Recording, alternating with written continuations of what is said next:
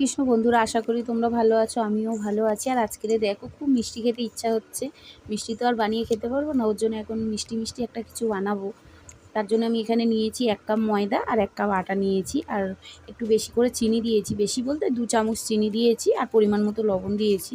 এখন নর্মাল জল দিয়ে আমি আটা ময়দাটা মেখে নেব, যেমন রুটি বা পরোটার জন্যে মাখা হয় সেইভাবে আমি মেখে নেব।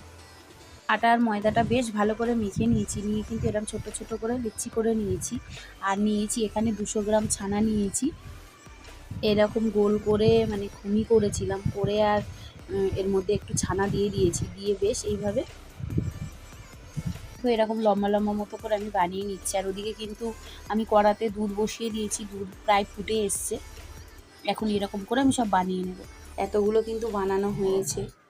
এদিকে দুধটা আগে ভালো করে জাল করে নিয়েছিলাম, প্রায় 750 দুধ আছে। আর 2টো এলাচ আমি ফাটিয়ে দিয়ে দিয়েছি, আর পরিমাণ মতো চিনি দিয়ে দিয়েছি। এখন আমি এই যেগুলো বানিয়ে রেখেছিলাম ওগুলো দিয়ে দিচ্ছি, সবগুলো দিয়ে দিয়েছি। এখন বেশ ভালো করে ফুটিয়ে নেব। সুন্দরভাবে কিন্তু ফুটে গেছে, দেখো কি সুন্দর লাগছে। আমি এবার কিছু কিছু একটু চ্যাপটা চ্যাপটা মতো করে বানিয়েছি। আমার তো খুবই ভালো লাগে এরকম বানিয়ে খেতে। আর কারা কারা এরকম পছন্দ করো অবশ্যই কমেন্টে জানিয়ে।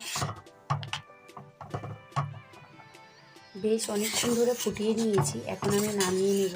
আর দেখো বেশ কত বড় বড় হয়ে গেছে এগুলো। এখন নামিয়ে নেব। দেখো আমি নামিয়ে নিয়েছি, আর কেমন হয়েছে অবশ্যই জানিও।